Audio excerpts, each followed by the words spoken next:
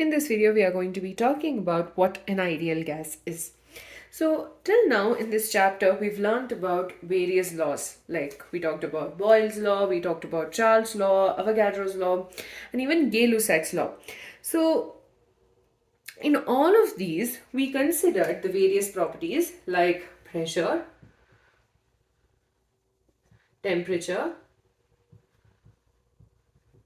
volume, and number of moles.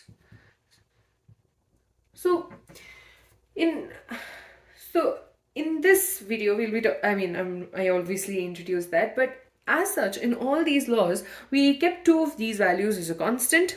Okay, and we saw how the other two are related to each other. For example, Boyle's law, in Boyle's law we said that okay, we're considering the constant temperature and the number of moles, and in that we said that the pressure and volume are inversely proportional to each other. And in case of Charles' law, we talked about the constants being the pressure and mass of gas, and the variable quantities were both volume and temperature. Not only that, we talked about how they're both related to each other and how there is an increase or a decrease, or how volume and temperature are basically related to each other. And in case of Gay-Lussac's law, we talked about how the volume and the amount of gas are constant and pressure and temperature are variable. Like pressure is directly, when there is an increase in pressure, or rather when the temperature increases, the pressure also increases. And yeah, so you get the idea, right?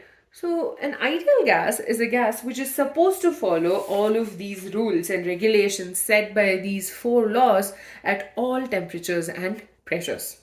Now, the main issue with all of this is the fact that in the end of the day, these gases consist of atoms and molecules, and there are going to be some amount of intermolecular forces or intermolecular interactions between these particles or molecules or even atoms. So what happens is, under the laws that were discussed, they assume that there are no intermolecular attractive forces, or there are no intermolecular forces between the particles.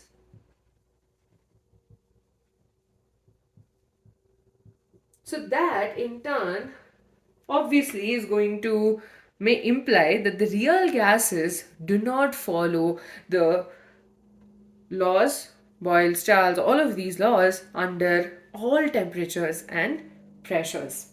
So they will only follow these laws in where the intermolecular forces are going to be negligible. When the intermolecular forces are negligible, that is when all the gases will follow the gas laws which we studied up until now. So in conditions where they don't follow the laws, they obviously will deviate from ideal behavior. So you have two types of gases, ideal gases and real gases. Ideal gases actually are not real, they are hypothetical because of the fact that they have not factored in the fact that there are going to be some amount of intermolecular forces between the molecules or the particles or the atoms.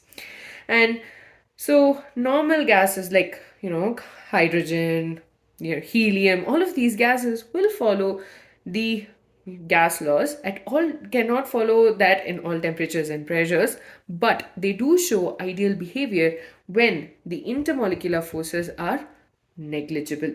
So in the next video, we will be talking about the ideal gas equation.